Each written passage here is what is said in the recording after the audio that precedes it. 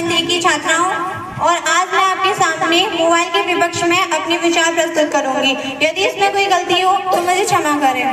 Mobile बिना तार के तार एक ऐसा यंत्र है जो हमारी किसी भी सूचना को कुछ ही मिनटों में एक जगह से दूसरे मोबाइल बिना तार के तार एक ऐसा यंत्र है जो हमारी किसी भी सूचना को कुछ ही मिनटों में एक जगह से दूसरी जगह पहुंचा देता है। जैसा कि हमारे जीवन में जितनी आवश्यक है उतनी ही आवश्यक मोबाइल भूमिका निभा रहा है। जैसा कि आप जानते हैं कि मोबाइल का महत्व इतना अधिक है कि हम अधिक से अधिक मात्रा में मोबाइल का यूज कर रहे हैं। ऐसी क्या विपदा आन पड़ी जो हमें मोबाइल का इतना अधिक यूज करना पड़ा? क्या मोबाइल ही सब कुछ है? मोबाइल के बिना हम ना खा सकते, ना पी सकते, ना जी सकते। ऐसा क्या है मोबाइल में, बताइए। जैसा कि आप सभी जानते हैं कि किसी भी सिक्के के दो पहलू होते हैं, सकारात्मक, नकारात्मक। यह हमारे ऊपर निर्भर करता है कि हम उसे किस ओर ढकेलें। हमें कौवे की तरह नहीं हंस की तरह बनना है। कौवा तो अच्छाई में भी गंदगी निकाल लेता है, लेकिन हंस गंदगी में भी मोती चुग लेता है। यह हमारे ऊपर निर्भर करता है कि हम मोबाइल का किस प्रकार और कितना यूज करते हैं। जैसा कि हमारे प्रतिद्वंदी जी ने बताया कि हर सिक्के के दो पहलू होते हैं, सकारात्मक और नकारात्मक। मैं तो ये कहना चाहूंगी कि मोबाइल के सकारात्मक प्रयोग बहुत कम और नकारात्मक प्रयोग बहुत अधिक है, जिसके कारण बच्चे बिगड़ते जा रहे हैं, उनका पढ़ाई में मन लग ही नहीं रहा। बताइए। लेकिन आप ये मत भूलिए कि मोबाइल हमारी पढ़ाई में बहुत अहम भूमिका निभा रहा है। आज हम मोबाइल पर ट्यूशन भी ले सकते हैं, ऑनलाइन कोचिंग भी कर सकते हैं। आप तो ऐसे कह रही हैं ऐसे टीचरों का रोजगार ही छीन लेंगी। अगर मोबाइल हो तो फिर टीचर नौकरी ही ना करें, स्कूल ही बंद हो जाए।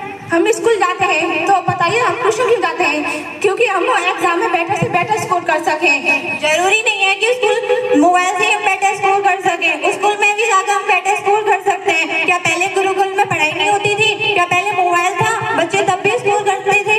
अब बच्चे स्कूल जाते हैं तो बच्चे तब भी फेल क्यों हो जाते हैं? उनके कम मार्क्स क्यों होते हैं? इस पर आप क्या कहेंगे? वही तो मैं कहना चाह रही हूँ कि मोबाइल की वजह से तो बच्चे फेल हो रहे हैं। बच्चे मोबाइल पे इंस्टाग्राम, फेसबुक, व्हाट्सएप वगैरह वगैरह देखते हैं, उसके कारण ही तो बच्चे फेल होते हैं। यदि वो स्पोर्ट में जाए ना तो वो फेल नहीं हो, मोबाइल की वजह से वो फेल होते हैं।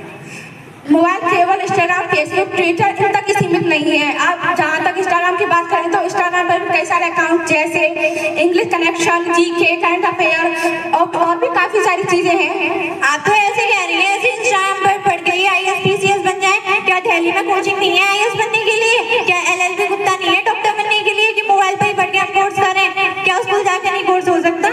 अगर किसी कारण हम वहाँ पर नहीं जा सकते तो हम मोबाइल से ही तो पढ़ेंगे।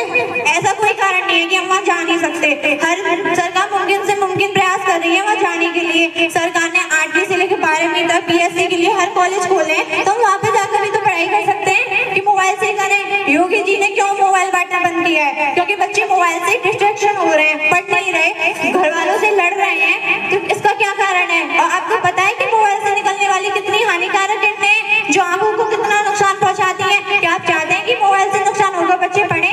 क्या स्वस्थ रह के नहीं पढ़ सकते?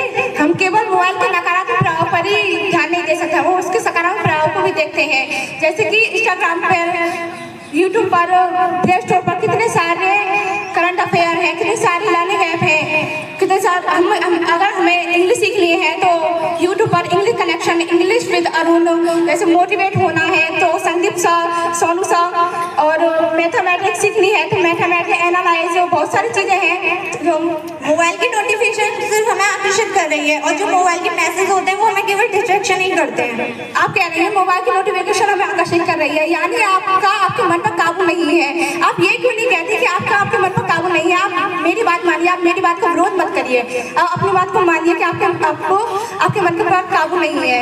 मेरे घर भी मोबाइल है, मुझे तो कोई डिस्ट्रैक्शन नहीं होती। मेरे घर भी मैसेज आते हैं फोन पर, मुझे तो डिस्ट्रैक्शन नहीं होती कोई। मैं तो जानती नहीं हूँ कि आप मोबाइल चलाती हैं या नहीं, मैं तो आपके घर देखने नहीं आ रही। तो आइए ना, मैं आपको इन्विटेशन देती हूँ, आप आइए, मोस्ट वेलकम।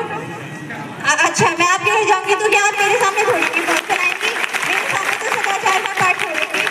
मैं आपके घर एनी टाइम कैमरा लगा के तो बैठ नहीं सकती। तो लगाइए ना, मैं झूठ बोल सकती हूँ, मेरी मम्मी तो झूठ नहीं बोल सकती। आप मेरी मम्मी से पूछिए मैं मोबाइल का कितना सदुपयोग करती हूँ।